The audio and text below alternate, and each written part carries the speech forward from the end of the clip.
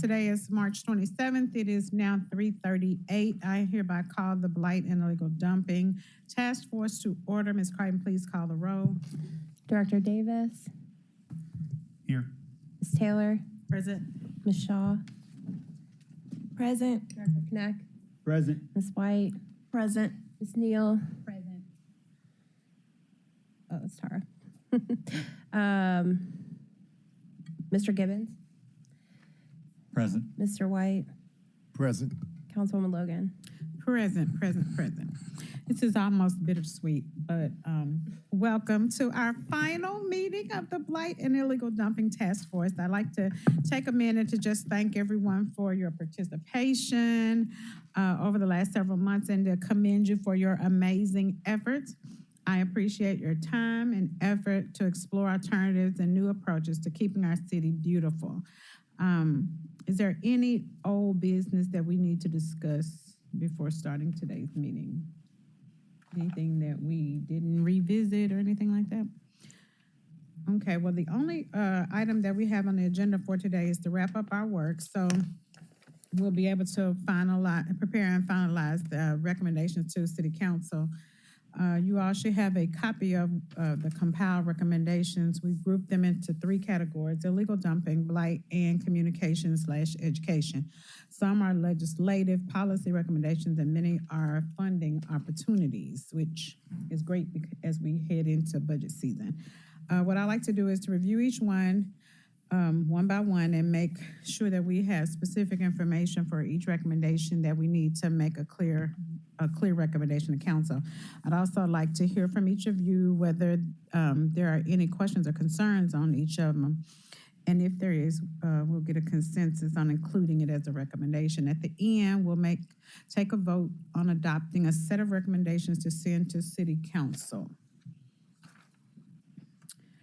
All right, so Liza may have to help me today. I went off and left my reading glasses at home, but we'll get through them. All right, the first one, so is everybody clear on how we're moving forward? We're just gonna kind of review them and make sure we've included all the information necessary. So the first one is used tires. And the recommendation was to amend Chapter 9-58 of codes related to the businesses and haulers to require business retailers to, number one, require the business retailers to eliminate outdoor storage and holding time, to provide electronic access for records, inspections, numbered system manifest, to eliminate tire haulers, to a tire amnesty program up to 10 tires, and last, proposed fund/pay-as-you-go system to allow City of Memphis to pick up waste tires from used tire shops. So those were the recommendations to be included in a new ordinance that we'll propose. Are we missing anything? Anyone have anything to add to that? Y'all feel that's comprehensive? Okay. Hey, Philip, under the county's authorized to pick up. Oh, sorry. So the county's authorized to pick up, but did they use private haulers to do it? Because if they do, then we have to have a question about this third bullet. The eliminate tire haulers.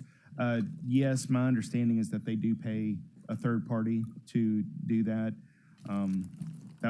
Similar to that on the last bullet, the fund pay-as-you-go system for City of Memphis to pick up the waste tires. We would likely do the same type structure, contract that out with a hauler to go around and run to those businesses where we to do that. But I would note that if we were to go that route or that to be recommended, we would have to kind of tack on to the business licenses. We would need to make sure we had a way to make sure we were getting everybody that was in the tire business on the service. Otherwise, you'd only have the people that are disposing of them properly right now sign up for our program, and the bad actors would still be out there kind of not captured by it. So we'd need to structure whatever the requirement for the collection program around how do we make sure we're capturing those used tire dealers and those folks that we feel might be contributing to the blight problem. Now, I did hear early on, it said that when they apply for the business license, they have to list the hauler at that point, or something, where they have to be listed as the hauler. There's a Can you permit speak for to that? both. There's a permit for the hauler and there's a permit for the operator. They both have to have a permit. Used tire hauler is supposed to have a permit, and the used tire dealer is supposed to be permitted. So with that, so they having them to determine that who their hauler is when they apply for the license, would that capture what you're talking about? And Well, they would, Mr. Gibbons or somebody, they have to look at the existing one, but I think that, I mean, by law, if you're hauling used tires, you're supposed to have a permit. You know, so, I think she's saying in order to open a tire shop, Mhm. you have to name who your hauler is. yeah, I mean, that's easy to accommodate in the ordinance. If you were to amend the ordinance, it's just require them to, if they use somebody to document who it is and supply that information every time. If they change, you know, or whatever, however we want to manage it. so that way, if they're caught hauling and they're not attached or associated with a place, then they're just doing it illegally or not, or unauthorized. And a place can have more than one, but I guess, you know, be associated with more than one. They just have to name them. Well, the other thing is to do, like you said, is if you eliminate the private haulers and then let's say the city has an RFQ out like we do for minority businesses Like to cut grass, contracting. then they have to use one of the city approved contractors to do it. And then it's independent of them. That's the other way to do it. Because then, you know, we are managing who the used tire haulers are. But then somebody has to do the contracting, or we'd have to have not maybe do a contracting, have a registration process that we allow people to be utilized and they're independent, something. So could that be a short-term, long-term thing? Like the Mhm. short-term be that they have to name it, and then maybe a long-term solution would be for us they have to come through us. Because I don't know how much pushback would we have and how long would that take to set up what you're talking about? Not that we're not going to do it, because I think it's a great idea, but what could be a more immediate solution? Anyone? Erica, did you have some input? I was going to add that when the tire businesses come before to get their permits, you can ask to have a tire hauler's permit. It's not like an automatic given. However, when they do have a tire hauler's permit, the county does have a record of, you know, permitted tire haulers, a list that we're able to receive to know who is actually, you know, paid to haul tires. So the only requirement to be a tire hauler is that you pay a fee? Yeah, you have to pay a fee, and you have to have insurance. The vehicle that you're using has to be, you know, noted and insured. So it's all of that is recorded when you get with the business and recorded with the permit. So I was driving down the street the other day and I saw a pickup truck with a huge trailer on the back that had it looked like about 200 tires, but it was just a flatbed. It was like a flat, and they had them stacked up. And then they had like a rope thing tied around them. And I'm thinking to myself, oh my God, if something happens, all those tires just gonna roll out onto the street. Do you have to have a certain type of vehicle to haul tires? Well, truck, not necessarily like a specific, but I mean, common would be like to have a flatbed truck. And the tire hauler's permit is supposed to be displayed on the back of the window of the truck, left side. But it was a flatbed. It was a pickup truck that had attached to it a flatbed that had a whole lot of tires, and there really was no security around it other than this. It was like a thing you wrap around it, but it was just a strap. So technically under state law, you're supposed to properly secure your load, you know, but that's something that the police enforces. If you're on the interstate, you know, the TDOT would enforce it. This means that the load has to be secured so that you can't have items come off of it. Does that make sense? So it's like tarped.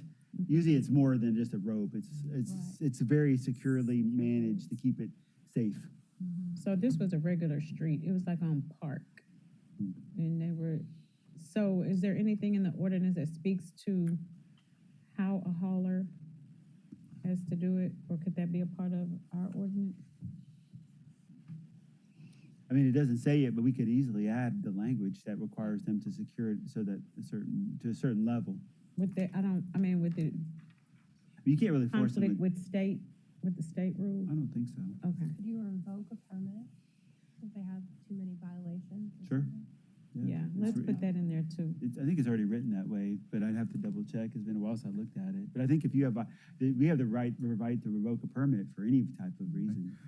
Do the permitted haulers have to report what they haul, what they carry, like the volume, number of tires that they're hauling each Supposed to be year? manifested. Supposed to be manifested. Okay, they submit that, or only when they're requested? It's just, I think, requested. So it's not required for them to have a manifest? It is, but they have to hold the record. They have to keep the records, and Right. we audit the records. They're not required to submit it, yes. Oh, It's environmental enforcement. Oh, okay. And that, if you require the reporting and then you reconciled what the hauler and what the dealer are saying they're Mm-hmm. generating, and you know who's supposed to be servicing what business, if there's a discrepancy between the two, you need to figure out what's going on. Either there's a mistake, an accounting mistake, or somebody's using somebody that's either not permitted or not properly disposing of them. See, the thing you need MPD to do more random stops of people hauling tires around and verifying, because we can't, they're the only ones who can make a roadway stop. In Memphis Police Oh. Department, they have to stop and verify that the person's permitted. And PSD, do they? I'm not aware of them being able to make those kind of Maybe a stops. sworn officer. I think it has to be, I think Okay. it does have to be a sworn officer. Okay, so those are some good points though. And then we can look at, you can go back and look at your enforcers, all of the rules and regs to make sure, see if there's anything else that we can include. Anyone else? Great input. So this one right here, we're pretty sure on.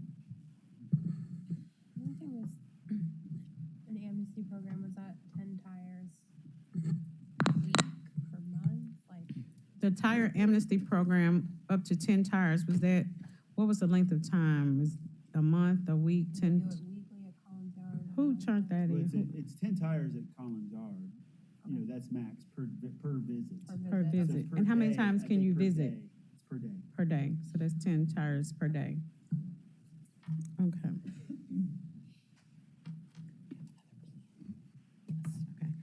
Okay, next, so I think that one's pretty solid. Next we have the litter set out contractor waste. Thank you. 50,000 to Memphis City Beautiful for Adopt a Trash Can program. That'll provide 150 additional cans. 50? Oh, that'll just be 50? Well, we Yeah. have a 76 already out, but we want an additional 15. And that'll be $50,000 will buy 50? Yes, it would. Yeah, they're the nice metal. They're a nicer one. Yes. Right. So they cost more. They're not like a cheap roll. I'm sorry. Solid waste. They're not an inexpensive solid waste cart now. Let the record reflect that when he said the word cheap, he pointed in my general direction. I said, I'm sure. Yeah, sorry. We currently have 76 that are out there and adopted by about 20 neighborhood groups. And we know that folks will use trash receptacles when they're accessible. And this program has worked. Oh, And we great. have a waiting list of groups that want cans. So if we have a little more money to buy more, it would be great. Sounds good. Okay, Yeah, I should say they're not the high quality solid waste rolling carts. I want to restate. I want to Backpedaling. restate what I said earlier. Thank you. we'll strike that Apology from the accepted. transcript. Next bullet is quarterly council district cleanups. Yeah. I think that's dumpster days. I think that's what that person was describing.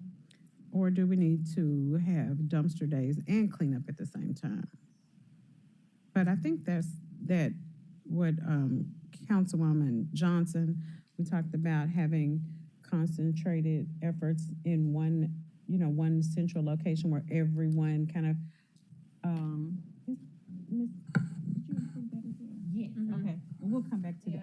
I'll come back to that one then. Yeah, having permanent dumpsters requires a location, and we don't have enough locations yet to do that. That we have found. But that's the whole concept of convenience centers, right? The community convenience centers is having dumpsters in designated locations and we have to staff and man them, and they have to be secured, and so it's it's a long-term goal. Okay. Permanent dumpsters, we'll have to work out a plan for that one. Oh, there she is. Grants to schools or nonprofits who organize youth cleanup projects.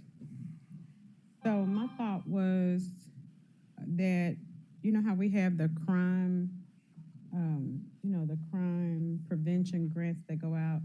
Anyone, nonprofit or homeowner association or neighborhood association can apply for those, and everyone knows about them. So instead of having like random grants, but a structured grant program that anyone can apply for is what I was thinking. I wanted to hear from everybody else, from anyone else. What do you all think about providing grants to schools and nonprofits who organize cleanups? Your litter teams, you all do the litter teams. How did that work out, in your opinion? Litter League. The Yeah, Litter litter. League team, sorry, I gotta use my mic. Oh, well, we had great participation. I don't have the metrics in front of me, but You feel like it was successful? Yes, It for seems sure. like it was. it was. It was.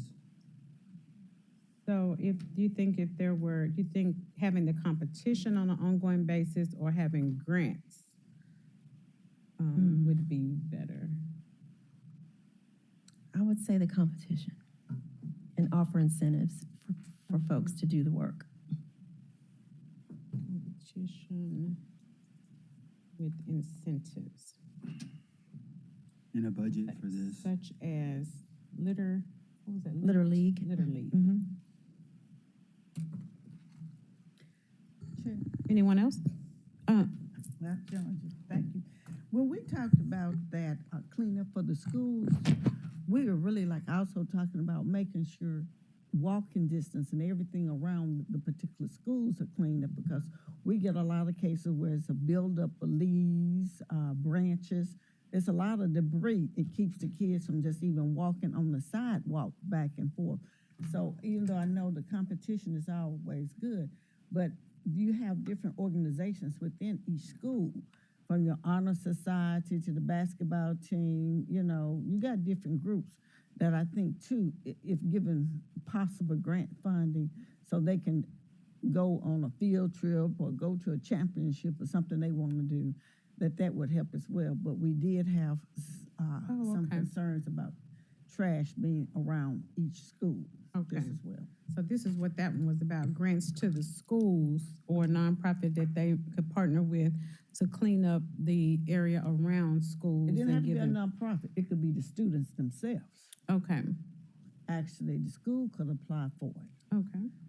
and they would actually clean up their surroundings for sure. We say the Memphis City schools are supposed to clean up their own school, but walking up and down the walkways, that's not done. That's not happening. Leaves Okay. and things are there. Branches fall across the sidewalk. Mhm. It stays there. Yeah, I know when we did Raleigh Take the Yard, there was an entire block. It was a fence, and the entire fence had poison ivy, and elementary school kids had to walk the Exactly. entire way, and it was full of poison ivy. Right. So I agree with you that the way to school sometimes is really cluttered. Okay, so we'll leave that and make that distinction. I think both of them would be good to add. Increase the number of cameras. What was that one? This is the illegal dumping cameras that we have. Yes, yeah, we're doing that. Okay. We do that every year. We usually buy a few more cameras every year. Okay, you're doing that anyways. Yeah. That's what you said, okay. Add convenience center, that's the same thing as the dumpster days? Yeah, that's what we were thinking, since they'd be locations designated and controlled. So when we say quarterly district cleanups, well, we say permanent dumpsters in each one and dumpster days. So you all have a plan to add a certain number each year, Director Connect? Or, I mean, is that what you would like to have? So I would like to do, yeah, Add with one each- funding, yeah. Okay, It was, at least one a year would be nice if we can identify location and get the funding. one per year. So one in each district per year? Oh, no, I'm sorry. For convenience centers, I was thinking in designated portions of the city. I think 7 would be way too many. Okay. So I was shooting for like 4, Four? total of 4 spread out. So we'll start out with 4. But we still like doing dumpster days as well in community, in the districts on, that, and just kind of still doing that as well. So 4 permanent ones, north, south, east, and west, and Yeah. then ongoing dumpster days? Yes. Okay, all right. Councilwoman Johnson. Councilwoman Jones? Yes, what's the cost of a convenience center since you're saying if you get the funding? So what are we looking at? Yes, ma'am. It was dependent on the location if we had land, but we are estimating, I want to say $300,000 to get one up and set up.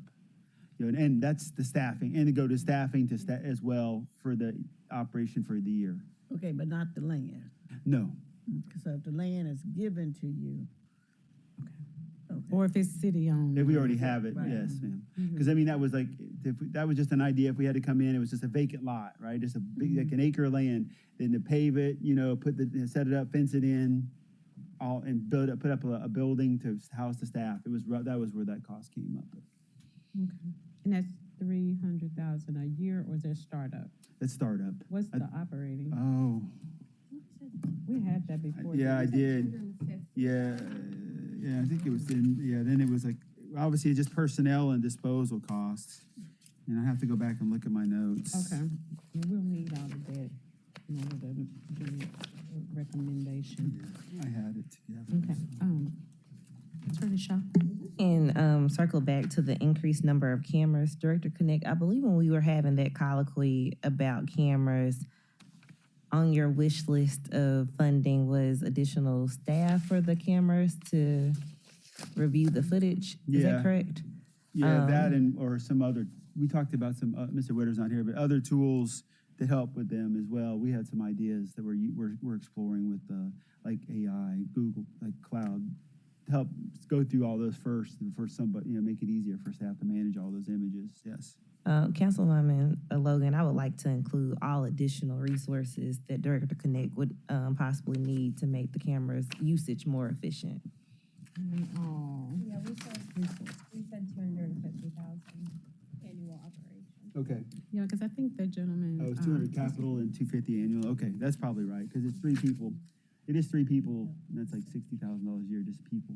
Oh, Mr. Witter's not here Yeah, yet, but Mr. Ms. yeah. Taylor, but Erica Taylor. I think Mr. Witter did say he needed more personnel because he's the only one that's doing it, and now he's being pulled, so all Yeah, additional we talked about resources. one person, that's all they do is go through camera footage, yes, ma'am. But you're thinking, you all are looking toward technology now. Using technology as well.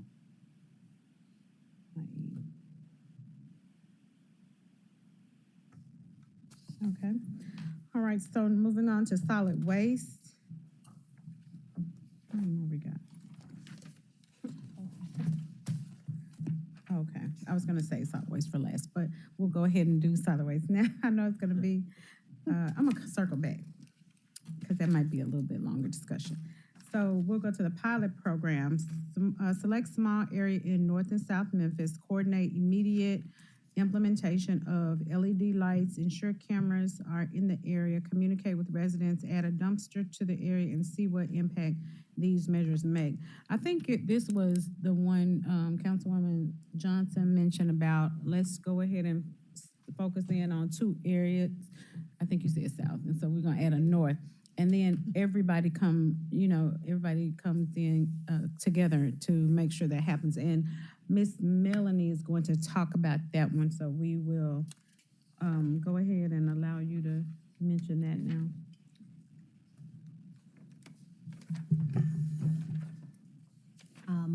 Previously in neighborhood improvement, we had efforts that were, I guess, comprehensive in target areas throughout the city.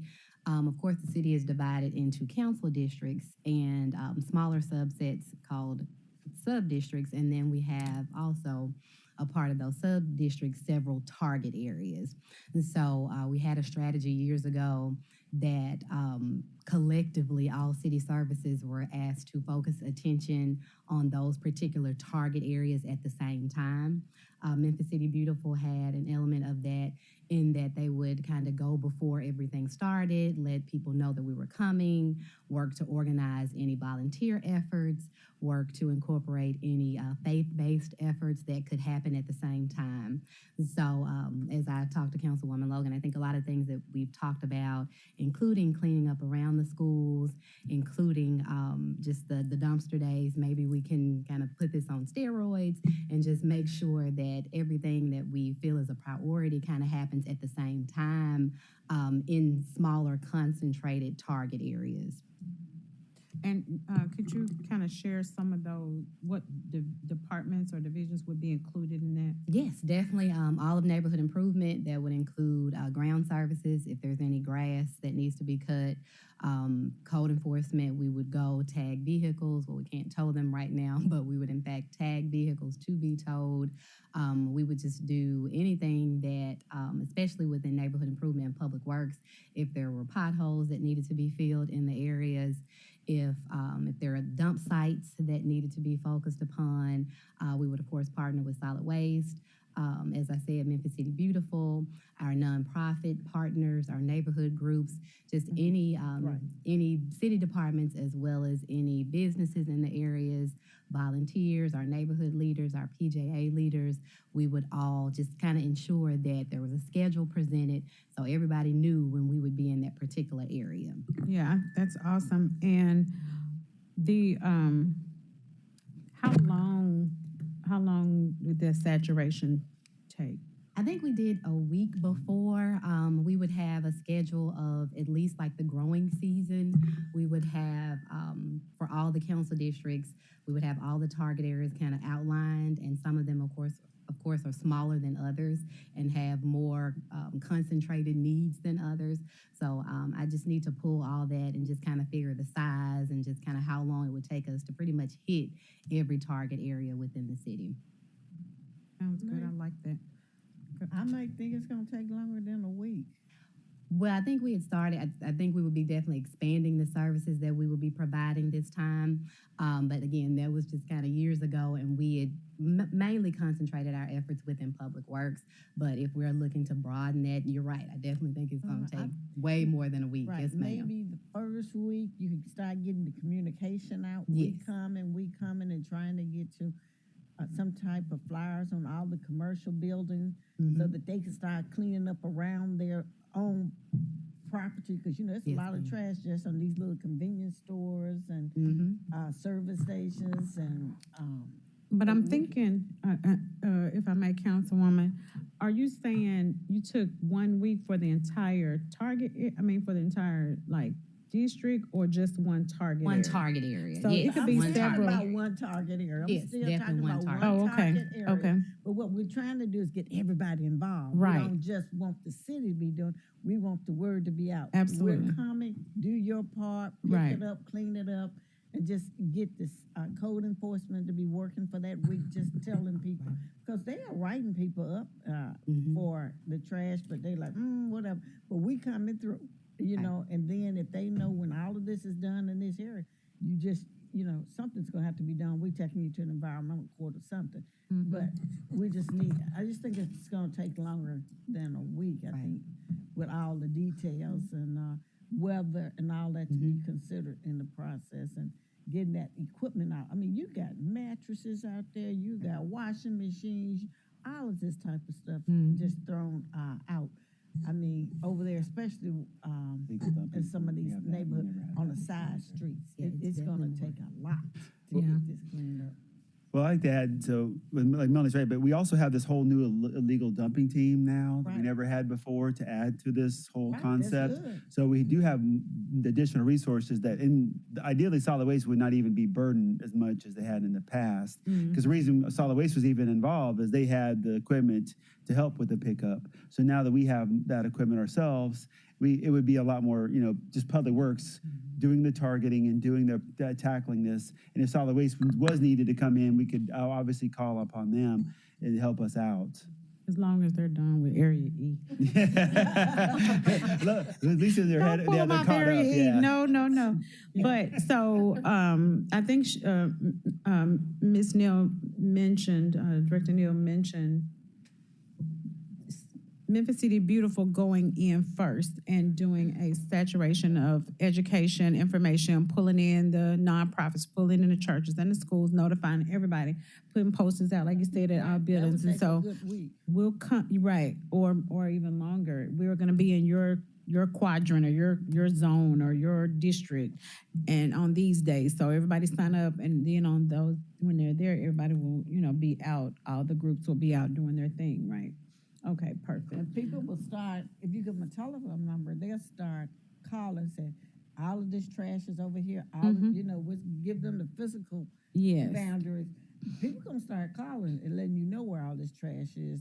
Streets that you probably don't ordinarily go down. Yeah. They'll let you know where it is. And I don't know, maybe we even need to be prepared to write citations to property owners on some of this if it looks a certain way.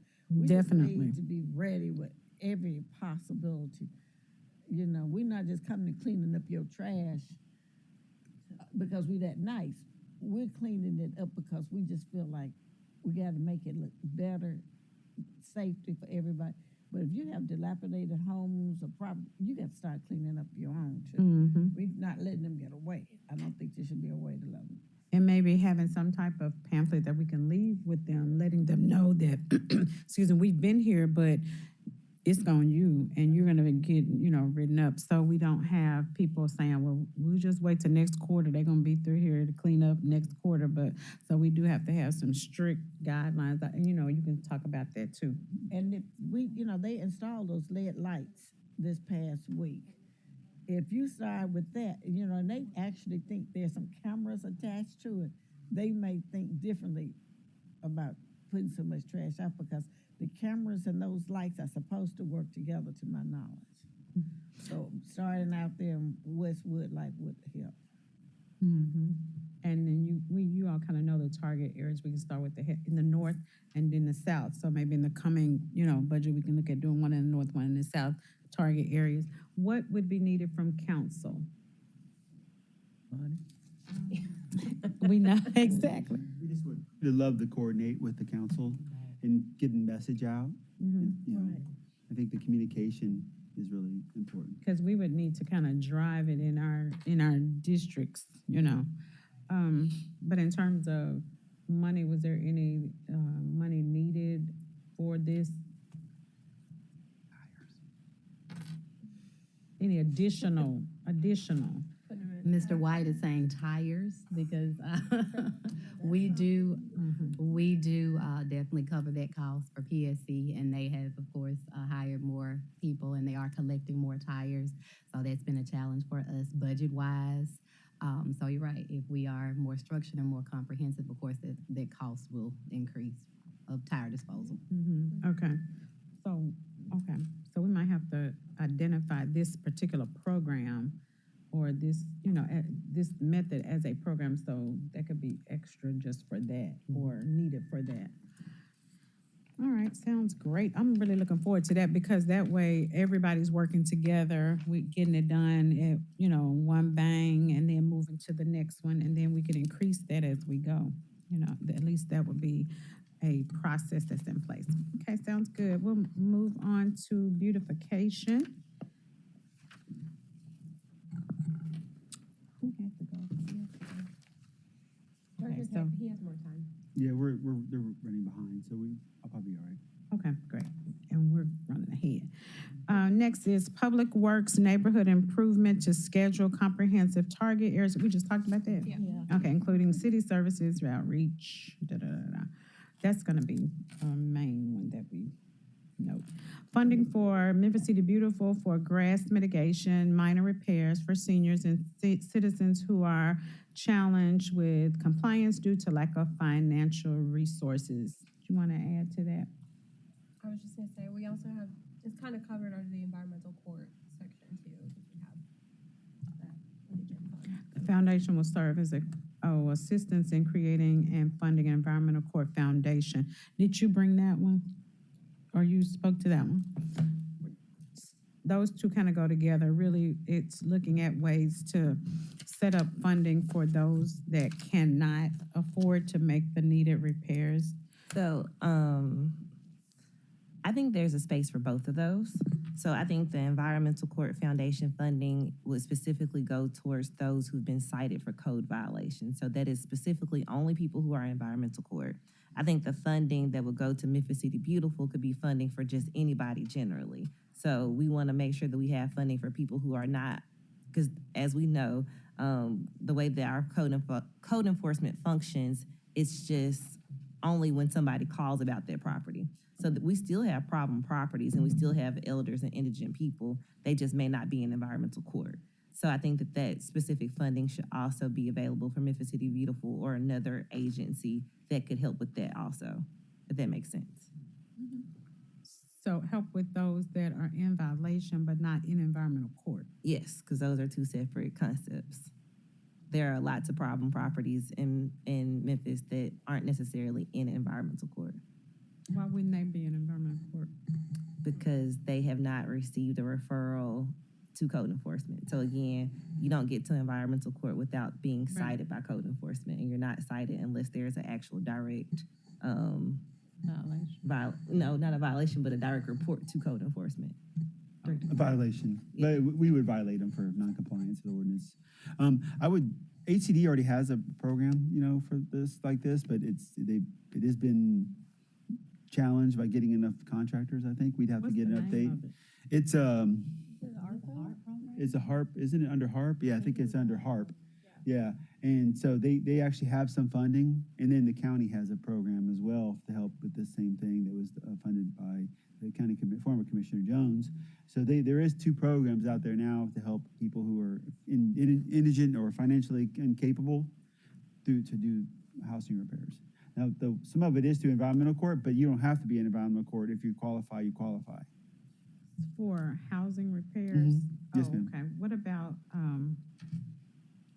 like your yard or you have? Cutting grass. That's housing Grass. repairs, not maintenance. Okay, the HARP and the county program is just for housing repairs. Structural repairs, yes, ma'am.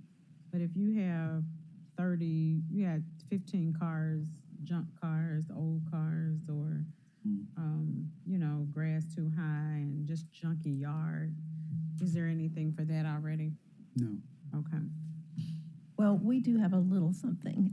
We have a couple of churches that have agreed to work with us to help folks who need their grass cut. And we loan the churches the mowers that we have in our tool bank to do that work.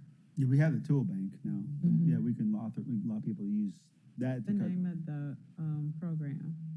Well, we've been calling it here lately Faith in Action for Seniors. So on those seniors that are facing Faith in court for Action. high weeds and grass or violations. Seniors. I like that. Faith in Action for Seniors. So Mhm. if you have more funding, is it funded? What is needed to amp up that type of program? More churches to commit to helping out. And that's just with cutting grass.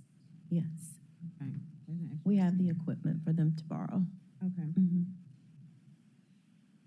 Yeah, so So- if you're going to do work on private property, it has to be done by someone who's non-city employee. So it has to be either contracted or volunteer. And we do have mowers and weed eaters, a couple of mowers. For HCD. No, we don't. So it's really just you all amping that up in terms of getting more churches involved. You have enough tools and mowers and things like that. Right. Well, we have, an application and an agreement form with the waiver and everything for the church to sign off on so that they can do the work. So I see we have programs for housing repairs for seniors and indigent citizens. We have cutting the grass. We can kind of amp that program up. So what gaps, what else is there? Where's the gap?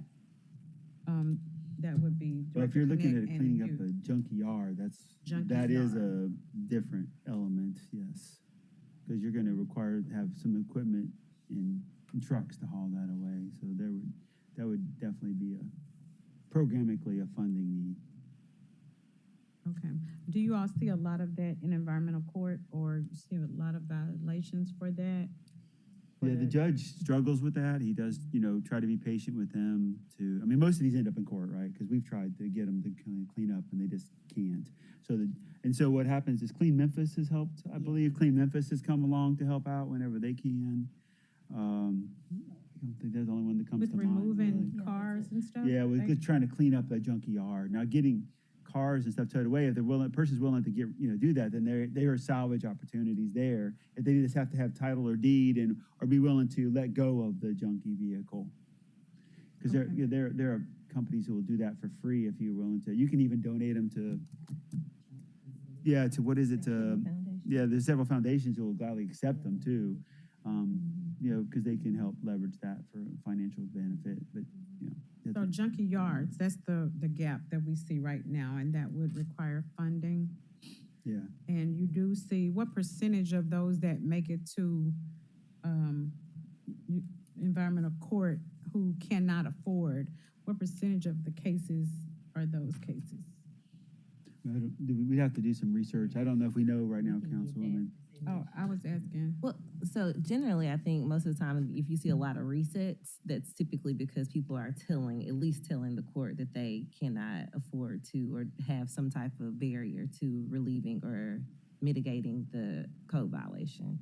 So, I mean, I guess we can stay on the beautification tab and then we can circle back to the environmental court funding once we get under the environmental court. Okay, you'll section. have some more information. Yeah, on so it. I can Okay, kind of okay, just cool. generally explain it. All right, let's see. So that Memphis City Beautiful grass mitigation and minor repairs were a challenge. What, is there a need or ask for that, Eldra, or you just? Oh, That's one, Councilwoman Logan, that I actually recommended. okay. And I think I mentioned to you that we do have, of course, our nonprofit arm of Memphis City Beautiful, the Friends of Memphis City Beautiful. So if there's any opportunity to explore that, add resources to that, we have employees that, want to help with if there's painting that needs to be done, if there's something cosmetic that we could actually do to, some of the properties that they come across. If it's something pertaining to like litter pickup or I guess the more minor of the challenge, then I think maybe there's some room for us to explore that. Because of course, Eldra would need, she only has 2 people right now on her staff. So as we, would develop more programs, of course, she would need employees and resources to actually administer those programs. Staffing. Yes. What would be the name of the program? And you need staffing, and you would need what else? Because it has to be something tangible that I can work, put in the ask. So, Of course.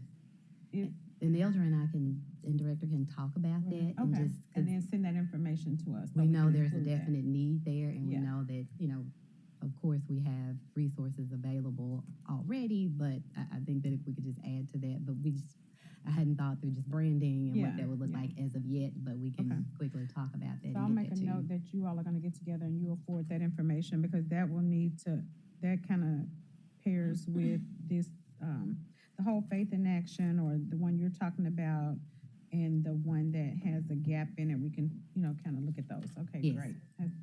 Additional city street sweepers. Yeah, we buy sweepers every year. You already doing that? Yeah, we haven't added staffing. I did increase the staffing for street sweeping a couple years ago. We've been, the thing that we're doing first is to get to do the routing, a street sweeping routing program, which we don't have. That's the first thing. So this is a long term, but we really need to do the routing of the city first and develop a program that way we know how many sweepers we really need. So are you doing the routing now? Yes, Okay, so we don't have to include that in there? yes. But we buy new street sweepers every year, but sometimes it's because of age of the old ones. But you know, if we're talking about increasing the number of street sweepers out there, that would be done as part of the routing. Okay. So once you take a look at that, I mean, if that's something that needs to be included as you look, how long is it gonna take you to do your routing? Yeah, well, so I'll be coming with this is stormwater funded, by the way, so it's not part of the general fund. So when we come before you and I talk about it's just stormwater funding, I talk a little bit about this. I don't think we're ready yet to increase the program. I think it's gonna take us a little while to do the analysis and look at all the streets and how long it would take and what would be the best way to do it. So that may be phased later. Yes. Okay. Yeah. But it's All part right. of what I want to do. I've talked about it to several council years. I want to increase sweeping Yeah. across the city. Yeah. And right now, the best methodology would be to come up with a routed system to do it. So are all of the, this is sidebar, all of the street sweeping trucks the same size? Yes. 'Cause so can they get down any street? Well, let me take it back. We did buy a smaller one this year Mhm. for like because we had alleys and then the bike lanes are problematic. So we did buy a small one and they may want to get another smaller one again. Mhm. Yes, ma'am. Okay, that's. So we what I did was- add this small little one. We call them micro sweepers because they're small. Okay. But all the others are the same size. That's good to know. Okay, funding from Memphis City Beautiful and Public Service Corps to create and sustain green spaces in urban core.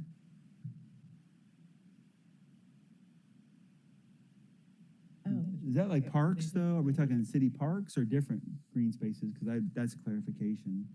Because city parks already does all of the green spaces that are city-owned land primarily, or it falls under general services. If it's but most of the question is it a city park?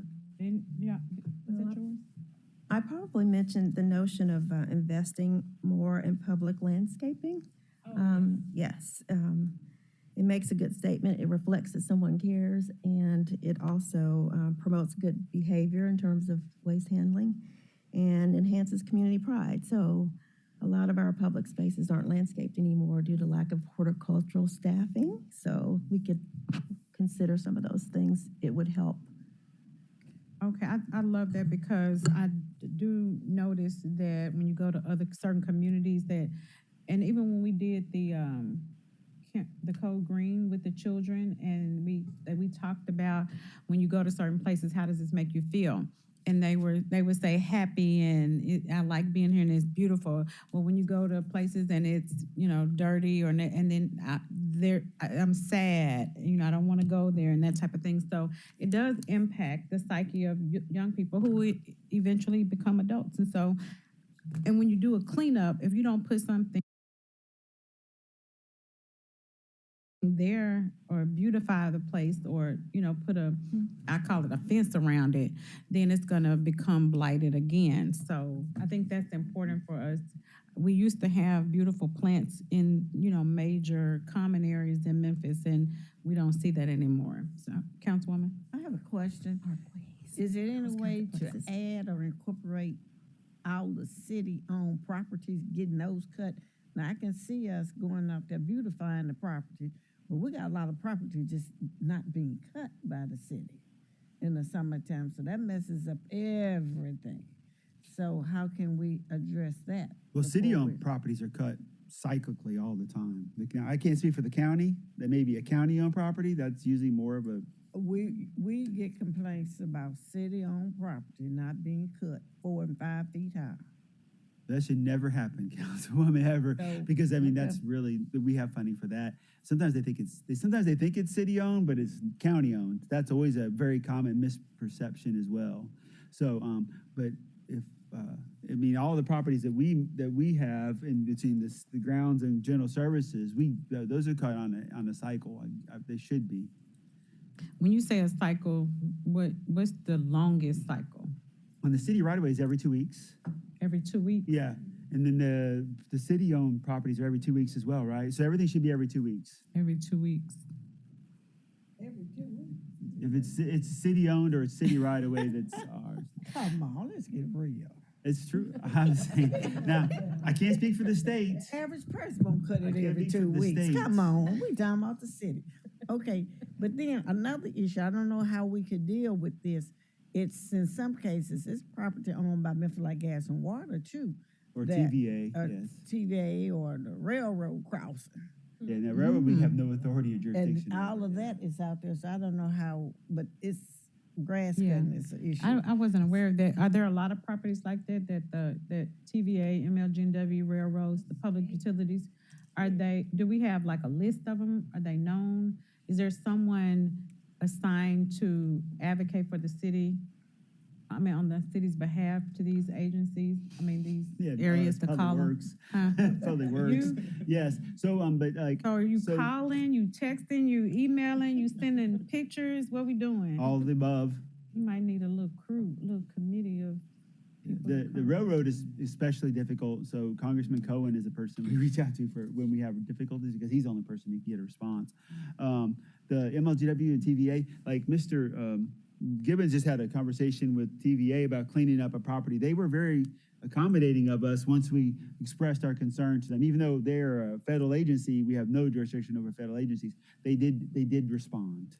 So, but MLGW, I mean, we have President McGowan, and we definitely want to make sure they are aware of any concerns because they have all the transmission lines and all those. They do cut them cyclically. I just don't remember what it is. It's Would you be interested as a council member in knowing what properties in your district are owned by TVA, MLGW, and the railroad?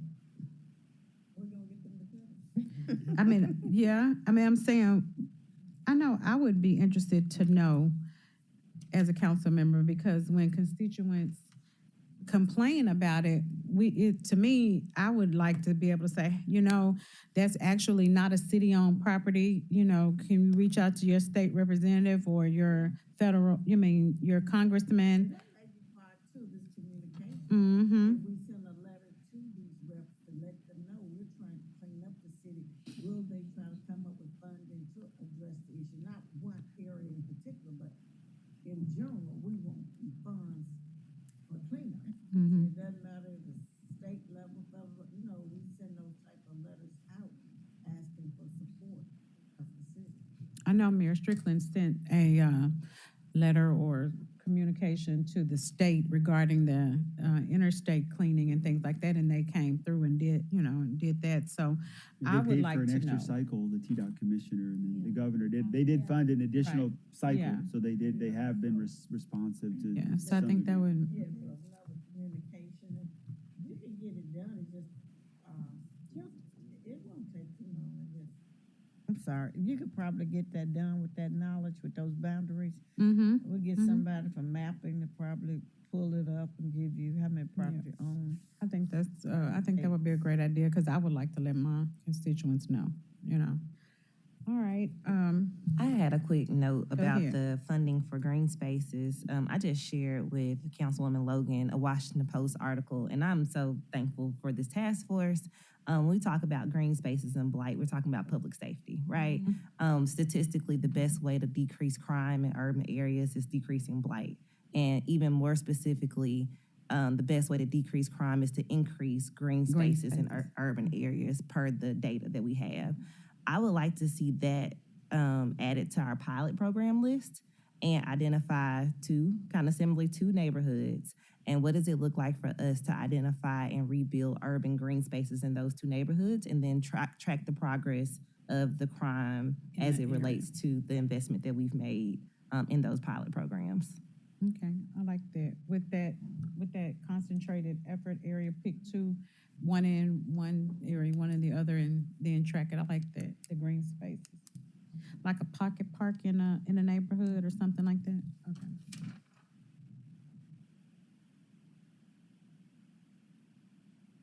All right, sounds great. Okay. Is Melanie's plan, is that what we're calling the pilot program? Because it does sound like its functionality is a little bit different than what Councilwoman Johnson originally proposed. But if we want to, I think it's fine, it's Yeah. two. One, you talking about for the schools, and then versus the one for the pilot neighborhoods? Well, No, I think the pilot program, the one Melanie's talking about, incorporates what Councilwoman. Now, along with the you. only thing that we didn't, the only distinction that I needed to make, or I think that we made, was that there's one for the school area, right around the school, that to give those grants for that. But the concentrated, comprehensive perching down on an area, everybody in there together doing that, and including adding a green Green space, space, adding right. beautification, all of that together. I think that. okay. All right. Okay, that's a great. I think that's a great, especially if we start with one in north, one in south, and really see that impact. That's going to be great. So now we're at environmental court, or you want me to come back to you? Okay, all right. Okay, so I've given Councilwoman Logan the spiel on Environmental Court Foundation funding. And so Environmental Court is what I call a problem-solving court, but as of right now, we don't have the ability to solve problems. And so when someone is cited to Environmental Court, the options to the court is either to fine that person or to reset it. Typically, neither one of those things actually solves the problem. And we understand that we just can't be cutting people grass or getting rid of people's stuff just because. But I think that when there is a person in our community who can't do those things because of their financial means or their age, of course, we can always use outside resources, but I'm asking that we create a foundation much like Drug Court Foundation, which is a quasi-city governmental organization that actually has resources to alleviate problems. And so it's novice, it's new, but we also have an example of how it works in drug court. So drug court actually receives funding from the city by way of their foundation. And then there is a caseworker of such who actually is then given the opportunity to help those people who are in drug court alleviate the problem. And so I believe that it's functionally efficient if the city council does the same thing with environmental court. That way, if somebody has a blight problem or a code violation and they can't, by way of the judge determining, we've looked at your, if you're on disability or whatever your situation is, you can't do this yourself. There's actually money's allocated by the city so that those things can be handled versus being reset until the end of time. And we know how everybody feels about resets. And so that is the spiel on that. And I'm happy to draft a more detailed actual report of how that looks. Okay. I think the city allocates about $100,000 to drug court every year. But I'll double check that. Yeah, that would be like a one-time One injection. time to get it set up, maybe. Yeah. The ARPA funds, being able to use that to set it up one time to set it up, and then funding would be required, from the council's budget to keep it going. What type of impact do you think this will have on moving cases along and getting things done? Especially for those who can't do it, it fixes the problem. So instead of having them continually come to court or to find them, and obviously finances is the issue of alleviating the code violation, then it gives the court the opportunity to actually fix the problem. So I think that, we can't fix everybody again. Some people just don't want to fix their stuff, but I think there are citizens who live in this community who just can't. And so once we've identified those people, those cases will quickly be resolved because there's a direct link between the court and that citizen. What would keep them from coming back? I think Will had enough. Oh, I'm sorry, go ahead.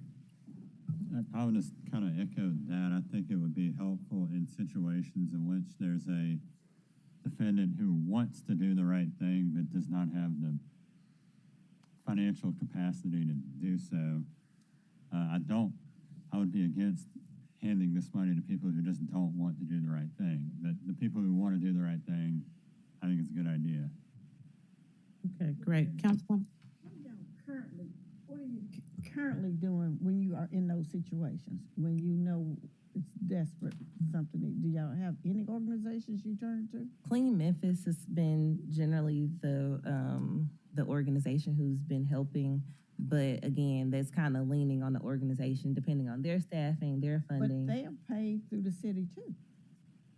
Yes, but it's also just not a direct, there's no direct linkage there. So it's, Could be.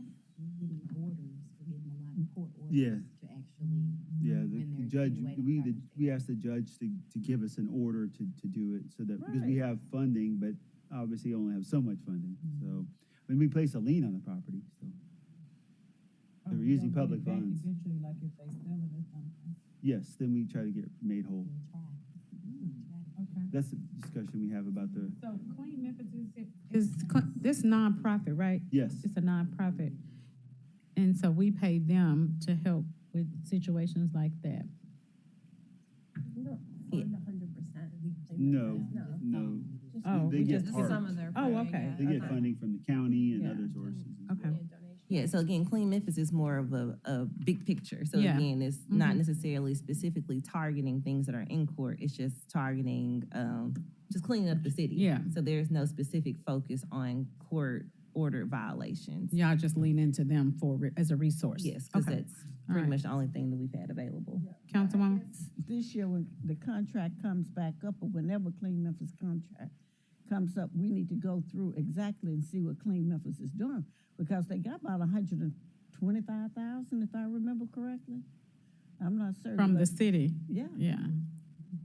I think it's an organization that's doing great work. But again, they're I'm not saying they're not, but Yeah. I'm just saying, we may, again, need to shift where the focus is.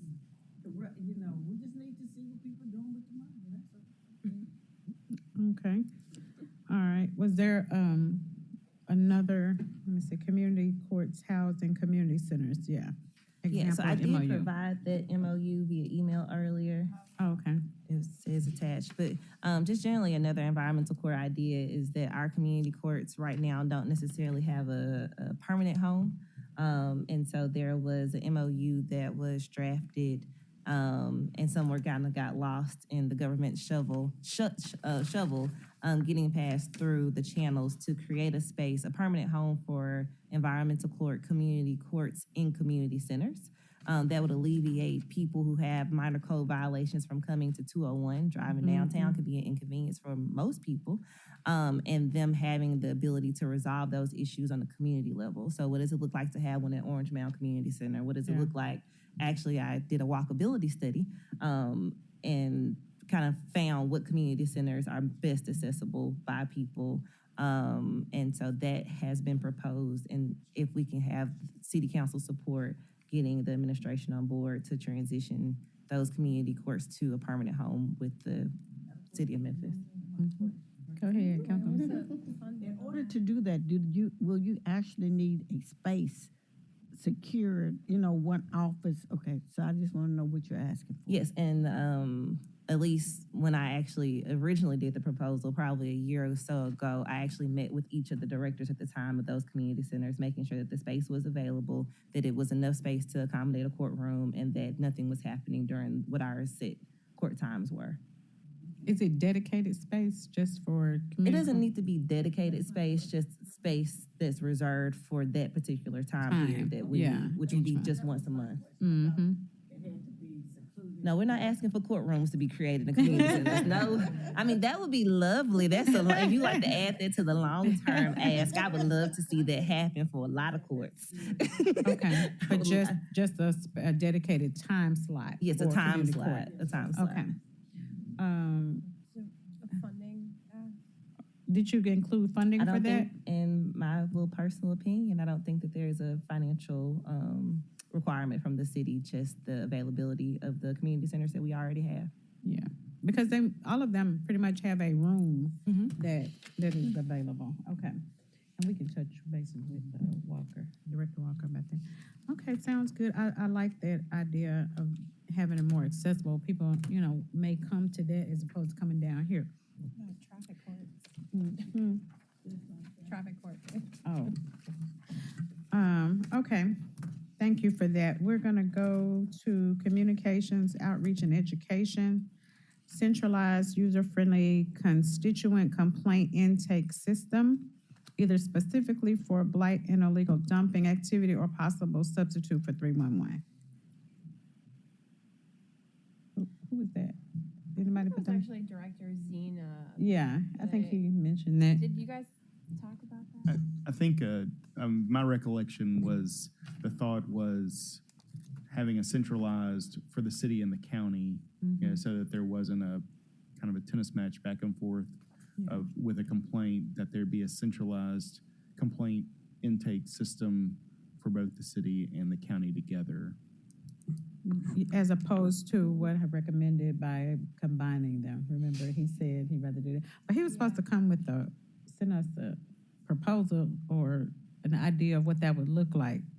So we'll have to get that from him. Well, I think that there were two things in the conversation where one was about improving internal communications between the city departments, but also that there was maybe a user-friendly interface for a citizen to come and say, hey, this is my code violation, and then maybe some program would identify, okay, this is who you need to talk to, or something like that. But Okay, so we need to follow up with that with him. Okay. Well, he and I met and went through all this. Okay. So we have discussed a plan to have the tool to communicate the information back and forth, as you know, between the different enforcement agencies, and then how are we going to push that public facing out as well? How do we have a better public facing tool as well? Like he did with Develop 901. Yes, Yeah. yes, we talked about that. Yes, Okay. but we're getting ready to change 311 over to a whole new system. Remember, so that's going to be a really important step towards how we manage our interface with the public as well. So when you all are switching it over, are you going to incorporate this conversation, the things that came out of the conversation into that, so it'll already be a part of it, one-stop shop for the constituent, or is it going to be the same? No, we 311? talked about that, and we have the Okay. team who's doing the changeover, evaluating how to make all this work better. Oh, okay. Yes, Okay, great. So when is the changeover supposed to happen? it's underway now. So it's I don't have a date certain, but it's underway right now. So you're sure that this number one bullet, the centralized, user-friendly one, is going to be a part of this changeover? Yes, it's Okay. the goal is yes to have it Wonderful. work I more love seamlessly. it. I love it. All right. All right, Councilwoman, you heard them say that. Now, when they come before us and we don't see it, that'll be a check mark. Wendy Harris. It's all under IS. it's under IT. Oh, it's under IT. Yeah, Okay. the conversion of the 311 system to GIS. Yeah. The Jedi. GIS. I wish it was a Jedi because we could have a lightsaber. That would be really efficient, Yeah. No, it's under GIS. GIS. Oh, okay, Yeah. okay. All right, thank you for that. Okay, engage Memphis influencers to help a social media campaign. I like that. I remember you talking about that, Mr. White, about pulling in ways that are relevant and that are effective for our social media campaigns and for all of this that we're doing here. QR codes posted on hotspots around the city and affixed to the city vehicles and or receptacles. All right. Someone mentioned that, I thought it might have been Director Zena. I think Sarah Harris in performance management was Yeah. also Yeah. talking about it too. She sent me some information. Hers was more like this one where it says the status updates. You know how the planning division will have a posting where there is a zoning or Yeah. development project? Her idea is more to have QR codes like that posted around the city with updated information. Yeah, yeah. Okay, I like that too. So if it's a area or with a lot of weeds in it and it's not ours, if it's something like MLGW, TVA or the railroad, they have a QR code and people can say, this not ours. If it's a major problem area. Call Steve Cohen. Yeah, and here's the number. Yeah. Yeah, on the QR code, because it wouldn't cost us a lot to have just like the little QR code there. But it may be something when the transition is finished to the The one where- GIS system. Okay, yeah. Right. So you're saying that, QR codes posted in hotspots, reporting issues linked. What's reporting issues linked to 311? Like if they scan a QR code, it'll take them to 311 to report an issue. Mm-hmm. So there are two ideas. One is like you have a QR code that's on your trash can or on a billboard or something. You can scan it and get to 311. And the other one is like posting of information around the city. Mm-hmm. So two different QR code ideas. Yeah. Um, But just using the QR code for information's sake. Yes, Okay. it was for informational sake, and then also for the trouble areas. That if we had the geofencing, I don't know how to do it. I remember saying I don't know how to do it, but in those areas where the hot spots are hit, if we can drop those text messages on those phones, and then drop those QR codes just so it can go directly to the information that they would need to actually report it. Mm-hmm. And then we can actually get somebody out there instead of the long wait time and people reporting stuff, and then it don't get done. And so that was the idea of the QR code. Yeah. Because it'll just happen to pop up on their phone if they're in a hotspot area and they say, "Hey, it's a whole bunch of trash," and that QR code will pop up on their phone. Well, And- the text would pop up for the link to go to, for the link for them to be able to click on the link and go directly to it and Okay. report it. Okay. And so they'll be able to scan the trouble area and send it right to someone right then. Okay. Now, I don't know how to do it, but that's just I know what you're talking idea. about, though. Just using that type of advanced technology to get things correct. done. And the social media with using influencers, I was just, to reiterate, I was saying that, for spending money on posters and flyers and stuff, it's pretty much a digital age. So every social media outlet out there, it could be hit up to just be like, hey, run this on the YouTube, run it, just even 10 to 15 seconds. Now, whoever do that 10 to 15 seconds need to be as powerful as he can be to be able to get the information out there. We're a popcorn society.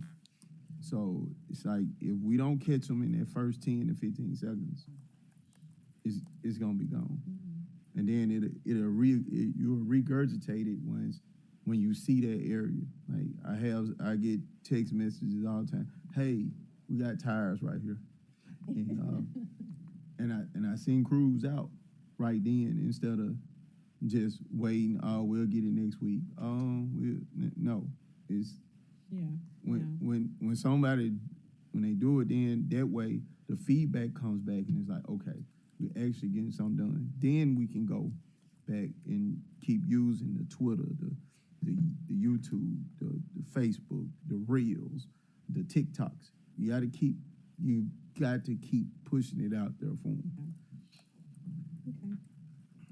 All right, sounds good. Provide information, download, when to throw, Memphis curbside, all of that. That was what the sign, you said you can, and okay, we're informing them and we're receiving information as well. Okay, resources for school system, nonprofits and churches, digital education, resources that we all can push out. I like all of that. Partner with Shelby County to complete a regional waste characterization study and solid waste. What is that one? That's Director Davis. That's me. Well, you can go ahead. That's a good segue to you're the last segment, and you can include that in there as well. So I added that in, and I believe I've mentioned it before, but so as part of the Memphis being part of the Shelby County Solid Waste Region, we have a one-county region that's established under TDEC, under state law, to manage and then report to the state what we do with our solid waste, recycling, any diversion and disposal activities. So it's been over 20 years since the region has developed its plan. It's been about 25, 27 years since we've developed a plan to plan on how we manage our waste. So partnering with Shelby County, Office of Planning and Development, Director Zena's group has taken the lead, and we're going to be developing a waste characterization study where we will sample, we'll sample the waste stream, what we're collecting at the curb, what's going to our landfills, what's going to our transfer stations, and characterize it. What's in our waste stream? How much organic material? How much recyclables? What types of recyclables? Glass, plastic, paper. What is true waste? What has to go to the landfill? And so once we have the characteristics of our waste stream, our waste characterization done, then we'll be able to develop a plan on how best to manage that waste. So this is something that we're working with Shelby County on. You'll see an MOU coming to council here soon, and we'll enter into this memorandum of understanding with Shelby County. We're pursuing grant funding from TDAC verbally. Gotten some very positive, encouraging. It's part of the bipartisan infrastructure grant money that's coming down. So we've gotten some initial positive feedback from TDEC about the possibility for grant funding. And so I'm really excited about it because it's going to help us moving towards some of the key provisions in the Memphis 3.0 plan about long-term waste minimization towards zero waste. And there shouldn't it be some like federal money for that as well with the environmental protection? Yes, we're looking for EPA dollars as well, but it looks like the federal government is making money available to the state, and the state is making the money available locally, and so that's why we're partnering with Shelby County. We see it as a great opportunity with the county to partner with the county to go after these federal dollars that are coming through the state to do, and these are planning grants, so it's not this wouldn't be something that we could otherwise put into collections, buying equipment, stuff like that. This is for long-term planning of our waste needs. So it could inform how we're using funding or what funding is made available at the state level based on what this study what we get out information we get from the study. In my mind, we can use this information in a lot of different ways. We can use it for economic development. Okay, we know in our waste stream we're generating a lot of glass, and so we can share that information with the chamber, to say, hey, we have this amount of material coming through our facilities or coming through our waste stream that we can make available. Or organics, we can look for diversion of organic material. If we have a lot of food manufacturing, we're blessed with the great aquifer, and so a lot of food manufacturers here in town. So on the commercial side, though I don't collect it, the solid waste division doesn't collect it, we do see that organic material coming into the landfills here locally when it could be diverted and either composted and developed into another product that can be sold, or otherwise used in a beneficial way rather than filling up our landfills. I've said it before, our landfills are economic drivers, and if we keep filling them up with stuff that doesn't have to be landfilled, at some point we've wasted that resource that could have been used to make jobs and filled it up with bagged leaves, and that's kind of the plan. I like that idea. Okay, so that'll be coming through soon. Yes, ma'am. All right, and you can go ahead and the customer education on prohibited waste and all of that goes along with that, correct? Yes, ma'am. That would run in tandem, but I mean, we are going to put more focus on education and outreach to our customers, not only on proper recycling, but also what's prohibited at the curb, telling people you can't do that, what volume limitations, contractor debris, oversized tree debris, those things that should not be placed at the curb to educate, because we feel in a lot of ways that customers are placing this stuff at the curb just because they don't know. I don't know, yeah. Okay, well, you can go ahead with the solid waste area. I think you're the last one. Okay. So the recommendation to the city council for the solid waste fee structure, the ordinance, the solid waste fee ordinance does prescribe that council review our fees every year during budget. we will be presenting our budget this year, and there will probably be a discussion on fees for service, what it costs to provide the services that we offer to our customer base. We already kind of started that in the last one, right? It felt like that. I'm sorry. Yeah, okay. Because I was thinking to myself, okay, we're gonna get into that, more, or wanted Yeah. them to listen to that. Yes, ma'am. All right.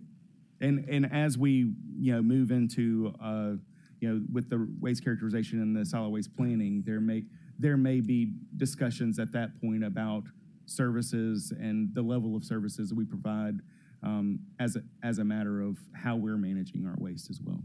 Okay. Offer supersized carts for higher monthly leasing fee in order to eliminate outside the cart collection. Because everything that we're going over today is what we're going to be recommending. Yeah. Go ahead. Oh, you put that there? No, we're just, I think we already You used didn't the. put that there? I, You didn't? I don't know what a supersized cart is, but We're joking around down here. Yeah, sorry. Okay, go ahead, Director Connect. I think He knows. he threw that in 96 there. gallon as big as they come. Yep, so 96 that's all, we're gallon already using carts. the biggest We do? ones. We have the biggest cart? Yes, yeah. They Yep. make smaller ones, but we currently use the biggest ones. The green ones, they're the biggest. Both of cart? them Oh, are the wow. largest you they're can both get in the they're industry. both the industry's largest extra large cart, 96 They're not gallon. cheap either. They're high quality. They are very nice, despite what some may say. I don't know what it was. But other I think where this was headed was in other communities, in a true pay-as-you-throw system, in order to encourage waste minimization, you would offer a tiered system. 96 gallon being the top, you charge a premium fee for that and tier it back with different size carts. That may be where we're headed, but right now, offering the nature of our collection system that allows people to put overflow bags outside their cart, were we to offer a tiered system like that without a substantial amount of additional enforcement funding for Director Connect, if we were to offer a tiered system, there's nothing to stop everybody to go to the smallest cart, paying for the smallest Put cart it part and outside, putting yeah. putting That's everything what I was outside the thinking. cart. The industry touched on this. I touched on this last Tuesday. The industry is headed towards cart-only system, and I know that there's there's concern about going to and what kind of how people would receive going to a cart-only system, especially with the perception of if you don't collect bulk waste or uncontained waste, what it may result in illegal dumping. I'm not 100% sold that if we prohibit something and make something against the ordinance, that Memphians' immediate response would be to turn to a life of crime and start illegally dumping. But I think that is with our waste characterization study and solid waste planning, coupled with our planning in the Memphis 3.0. I think that we are headed that way long term. Right now, immediately getting a handle and education and outreach on our bulk waste system is where we need to start with education and outreach and increased enforcement on prohibited items at the curb. Okay, I had a quick question before you made me think about that. If we were to, as a city, not pick up that, what about contractors? Like, I think and I'm just throwing it out here. This is the place, the space, the safe space for us to talk about stuff. So, like I had mentioned, when you go out of town, you go to these resorts and they change every 7 days, and so they have tons of trash. At the resorts, like everybody that came on Monday, they leave on Friday. Well, you dump all your stuff out, and I've seen like Monday morning, when it's time for the next crew to come in, there are 1 million trucks out on the street, and they're not trucks like the garbage trucks. They're just private owners have gotten a truck, and they just come by and collect all the bags that are out on the street. And by the end of the day, all the trash is gone and it's ready for the next group of people. You know, when you stay at the Airbnbs, that's what I'm Right. talking about. Right. The resort areas that are Airbnbs. And I started thinking, because that was my first time really being there when it was a turnover. And I'm thinking, if they can come and clean this entire city up in a matter of a couple of hours, we should be able to do that. But some of the people that were coming through didn't have the big fancy trucks. They just had trucks like regular contractors. Right. They probably were at least Well, and contracts with the city more than likely. well, and I mean, yes, I know exactly what you're talking about, and with rental property, but where you see the difference in the waste stream in rental property like that is nobody's putting a couch out, a mattress out, a refrigerator out. There's these bulky items, the yard waste. Somebody didn't come through and cut down a tree. You know, it's the bulky items that slow us down. Okay. And so when we're running through our normal collection with a three person packer rear load collection, to pick up a hand pile of sticks is not as problematic, except for when it's a tree, then a little pile of what we call a bird's nest, and then and people will. I saw it. My neighbor this morning walking the dog. People will have overflow recyclables and have a couple of Amazon boxes that they folded up next to their recycle cart. Well, recycling is a cart-only service, so anything outside the cart is treated as bulk waste collection. Because once that cardboard got rained on Friday, there's no value to it. It's garbage. So it's going to be picked up with the next overflow. Somebody pulled their garbage and recycle cart back, but left the 2 wet boxes down there because we forgot them, and they could have put them in their cart. Because there was room, there was capacity once the once the truck came through. It's our bulk waste collection is really what It's causing a problem. it's the most costly, most expensive equipment, most costly because of the number of people and the specialized skill set that it's need, and it's not utilized by every customer every time. Yeah, okay. So. All right, so amend bulk waste collection policy to demand service specified number of times per year and expand waste collected. Did you have any? So some other communities offer bulk waste collection, but it's offered, say, 4 times a year by appointment. You go into the website, you put in your address, you say, I'm gonna have stuff out. The website knows how many people are in line in front of you. They say, okay, well, have it out Tuesday by 7 a.m. They give you a 2-day, 3-day window when they're gonna come pick it up because weather or volume equipment issues may slow you down. Then after the allotted number of times, you enter your credit card, to pay, and that's how you control. You can better route your collection system that way, because if it's not on the list, it's clear. Public Works knows it's a code violation, because if it wasn't called in and scheduled for collection, then it must be a violation. And then people that are utilizing it, say rental properties, people that are overutilizing the system are then paying for the system, because right now we're spreading that cost to everybody. Whether you're the little old lady that puts one 13-gallon bag in their garbage cart once a week to a set out is paying the same. Oh no, we have to stop that. So. That is crazy. I don't think that's fair. But so you're saying that everybody gets 4 times per year? That is a model that's out there that you could schedule 4 times per year, maybe like once a quarter, and once a quarter. And the model that comes to mind is the Miami-Dade model. Miami-Dade County has a certain number of times. I believe it's 4 times per year. It's been a minute since I reviewed it. Right. It's the same as Oklahoma City. Yeah, Oklahoma too. Yeah, and you log in and you submit your request online or via the phone. If you've already utilized, like, if you're allowed 10 cubic yard, 10 cubic, I think it's 20 cubic yards a year. So you get 5 cubic yards each time. So if the first time you call in, you have 7 cubic yards of material, that's 2. And so then Oh, snap.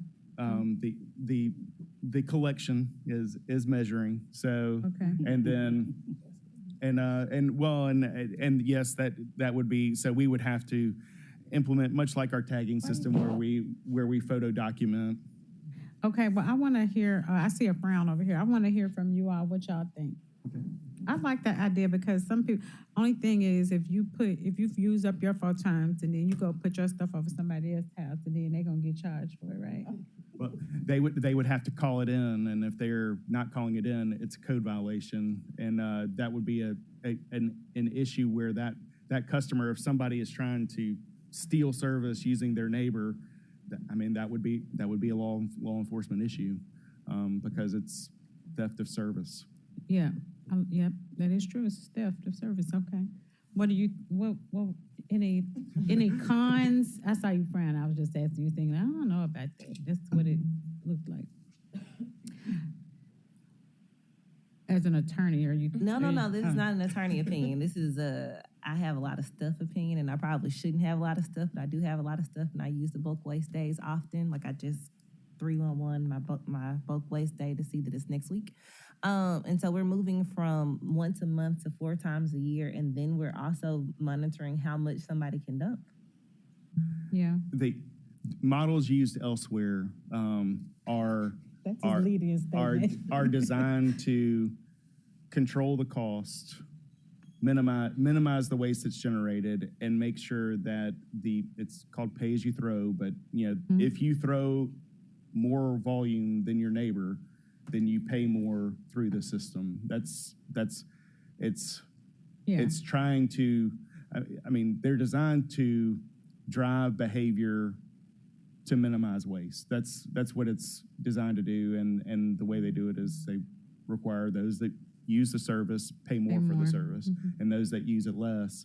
And what you end up with is a baseline service that everybody uses, and then those that want to take more advantage of the service, they pay more for the service. Otherwise, we're paying the same thing that rental company, we're having to pay more because these, not even necessarily rental companies, but these private investors that are flipping houses and they just put the stuff out.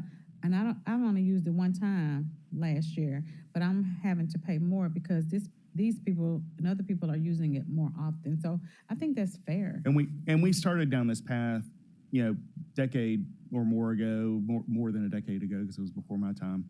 But we started down this path when we started the lease card option. The idea was that, okay, we're gonna implement. You pay extra money a month. Right now, it's $10 more a month for a second cart, and that was for folks that generated more waste. That was our pay as you throw model.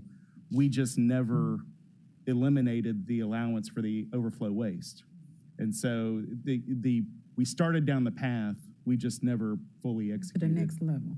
Right. Anyone down here have any input?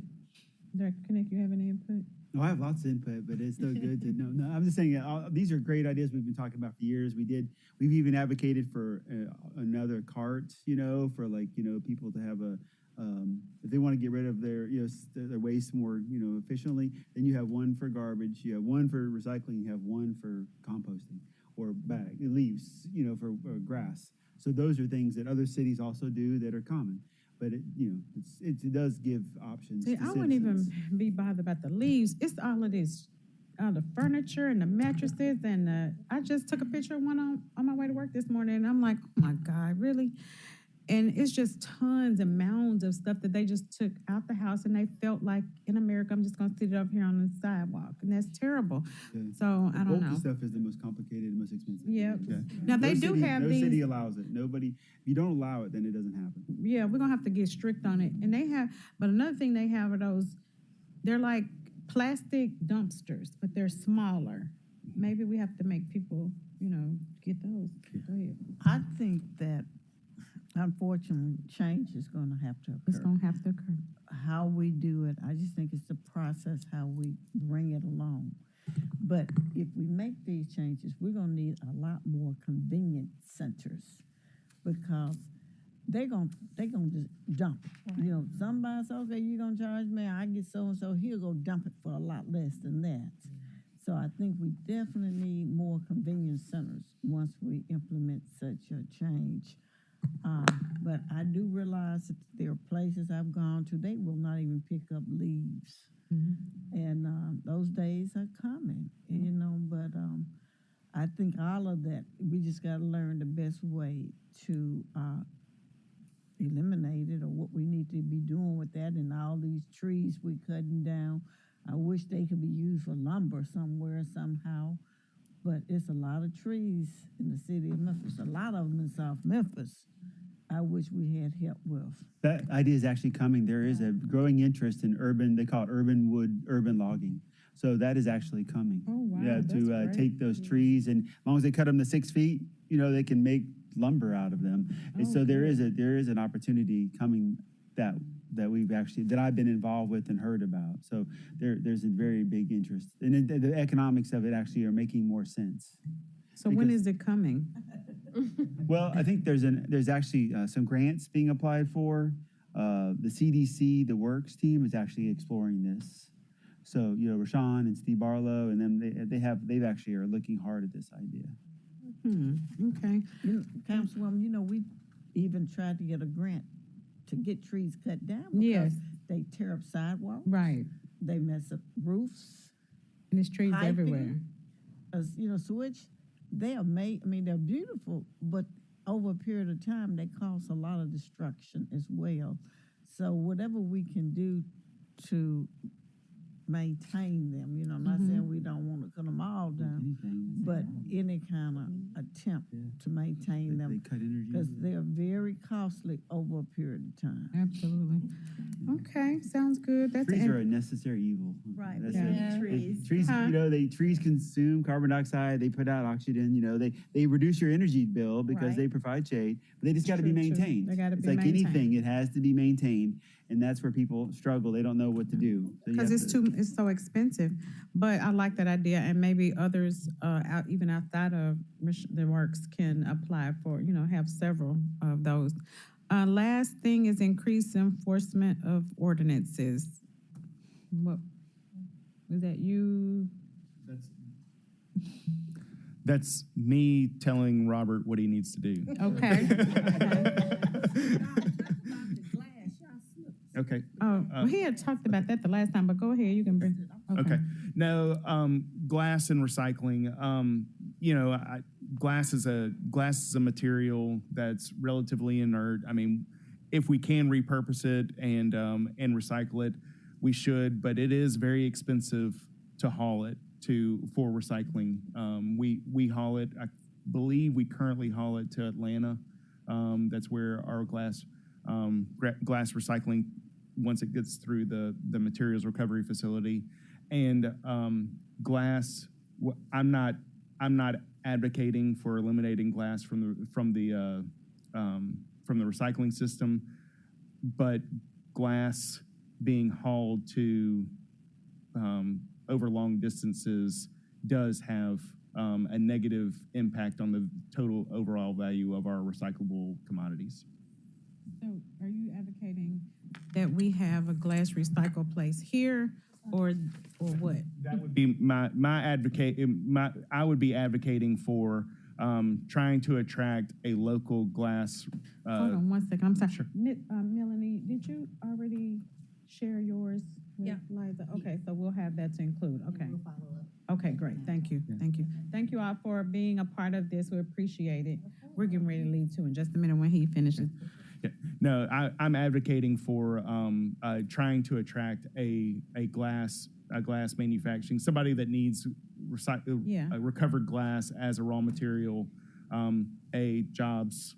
B, reducing our carbon footprint for processing and recycling that material, because it is costly to haul it over long All the way distances. to Atlanta.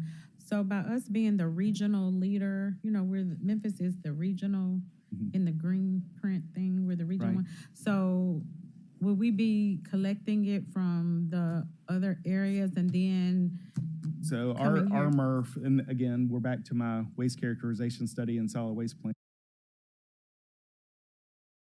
And in our waste characterization study, if we can get some firm numbers of what's coming through our MRF, we can share in a materials recovery facility, MRF.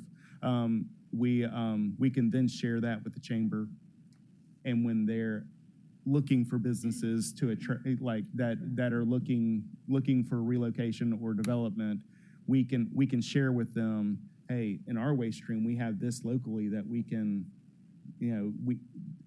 this amount of raw material.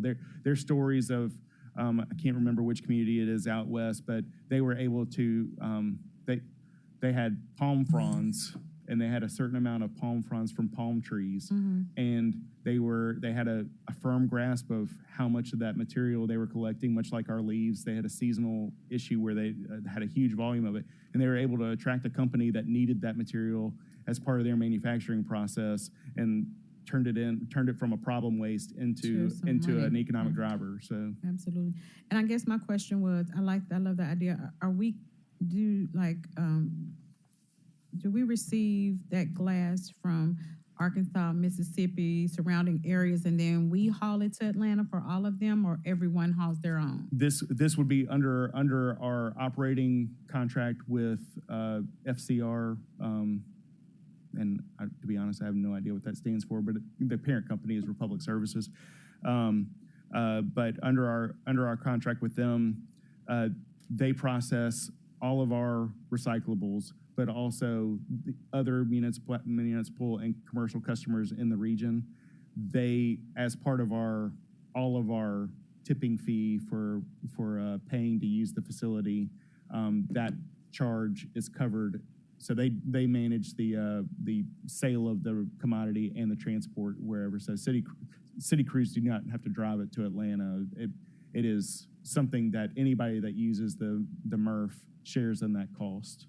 Okay, so we have it here, they would do that here. If we had that here, then that could change, because let's say if we're paying $100 a ton for glass to be recycled here, that's because the haul cost for something as heavy as glass is X amount. Well, if we can change that haul cost from Memphis to Atlanta to Memphis, that you may go up, you may flip that to a positive number. Okay. And all of a sudden see your tipping fee either reduce, and in some cases in the past, this is a long time ago, but there were times when we were paid for recyclables. The industry has changed, but if we can minimize that cost, that helps us. That's awesome. Councilwoman, did you have anything? No, Okay. that was my question. Okay. Wow. Well, we have covered a lot of information over the last few months, and I really appreciate it. I'm looking forward to seeing these things being put into the recommendation and then actually manifest. So thank you all so much for your diligence, and we're going to put all of these together, and I guess we'll get to see the final before we present. We may ask some of you to actually come and present when we present, to speak. Is there anything else I'm missing? Any questions? Did you want to have the body adopt? Yes. Oh, yeah. So I move at this point. Do you want to do a quick? Just a voice or Yeah. wrap up? I was gonna suggest just stating on the record which ones would be included. Some of them. Hold on. We were kind of making notes. I think we could just state them on the record. Okay, you want to read them off as we go? Okay, we're going to state for the record, the ones that we are going to move forward, even though there will be a little bit more editing to them, just so you all can, we're all on the same page and in agreement, and then we'll, kind of take a voice vote on making sure that you all we'll adopt those as this task force and then move them forward. Okay.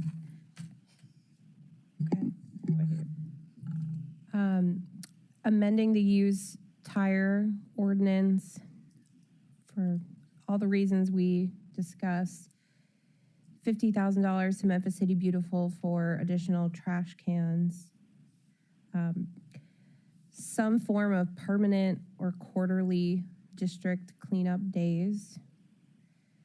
Increased number of cameras. Oh, I think actually Director Connect said, school, grants to schools for cleanup projects. Support for adding more convenience centers in the city. Amending the bulk waste collection policy to on-demand from bi-monthly. 7, support for a regional waste plan, the MOU. 8 is supporting neighborhood improvements, comprehensive target strategy for specific, what would you call it, zones or blocks in the city. Target areas, right. Exploring funding for Friends of Memphis City Beautiful for grass mitigation and minor repairs for seniors and citizens. And creating and funding an environmental court foundation with possibly funding from unused ARPA dollars to begin the program. And then support for Ms. Shaw's plan to bring community courts to City of Memphis community centers. And if you would like to move that motion, Councilwoman. Huh? Did you, listen, are you including your pilot program? You said targeted areas. Is that what you're calling your pilot? Mhm. They have a name for it. She said she's gonna give us the name of the program and we'll have the official name there. What about this right here, centralized user friendly? Well, Director Connect said that they're actually already working on that. We could include it as, oh, I skipped this whole page, sorry. We could include that as supporting that effort or, wanting to see. So that would be for the centralized GIS 311 update. And then that would probably accompany with the QR codes. I think the texting was maybe things that would fall under that pilot program with the outreach. And then I think we could combine these education items into support. So yeah, the 2 from communications, outreach, and education would be supporting for the transition of the 311 system and enhanced communication for youth and customers. With the technology, social, all of the QR code and all of the communications are part of the pilot. Is that what you were saying? Or just putting all of them into one, under communications? So I think the texting one would fall under more of the pilot because it's using that GIS geofencing data to reach out. And then the QR one would be with the 311 because it would have to follow after the transition of the new 311 system. Yeah. And the geofencing technology to text it, that's the same thing. Okay, yeah, great. that would be in Melanie's area. Okay, and with that, I so move. Okay. Oh, go ahead. I didn't hear enforcement. Did we decide, and the only reason why I say that is were an action to be taken on changing the bulk waste collection policy,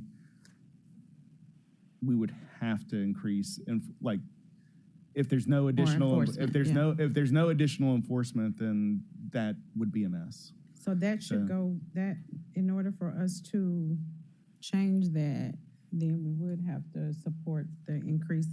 What page is that on? On the first page. It's the first page. Increased enforcement of ordinances? Well, no, I think staffing. These are recommendations. Yeah, I think have to be expanded.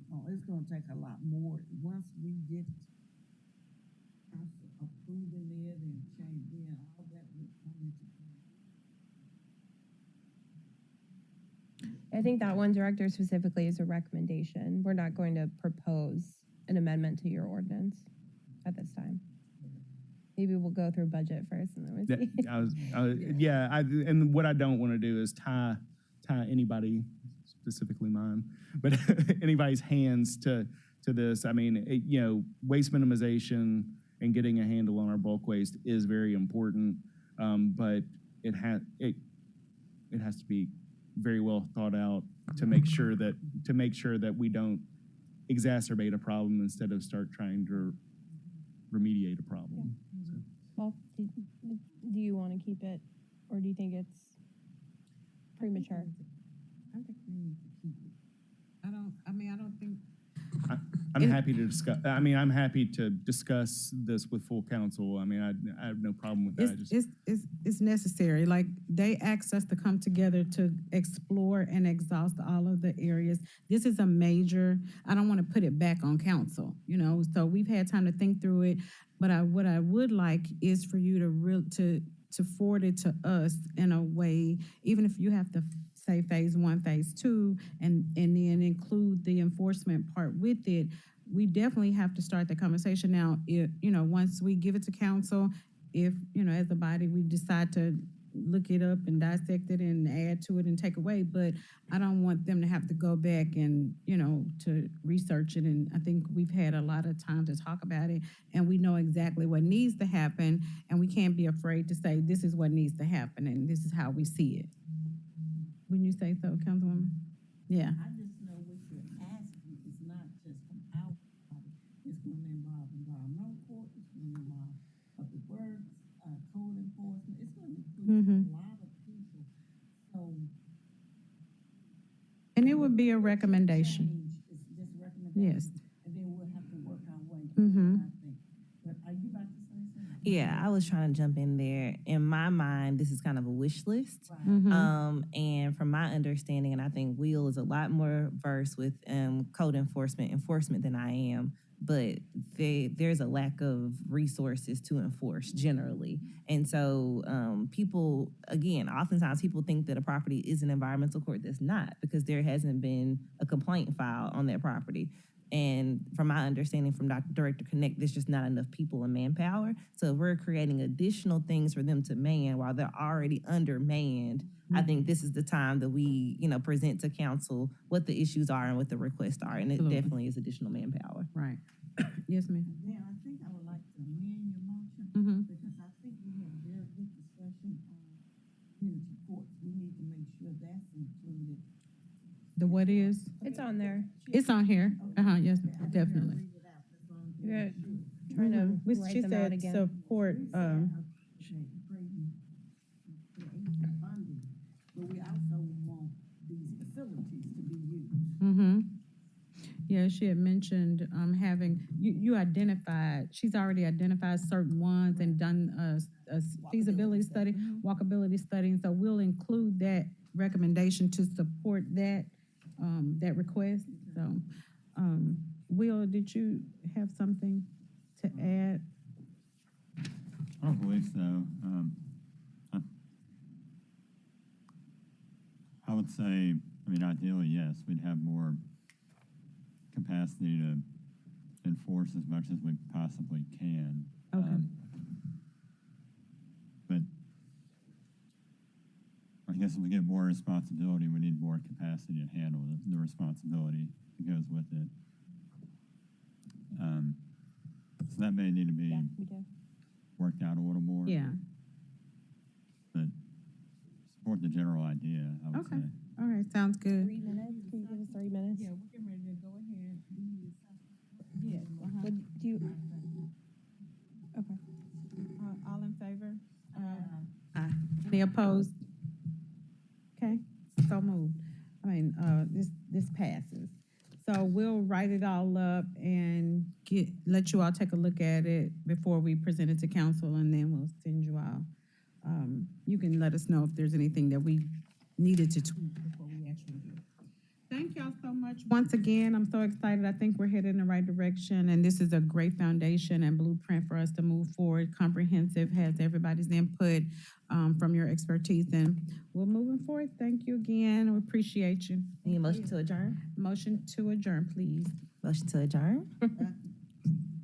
All right, Properly now moved. it's adjourned. Y'all have a good one. All right.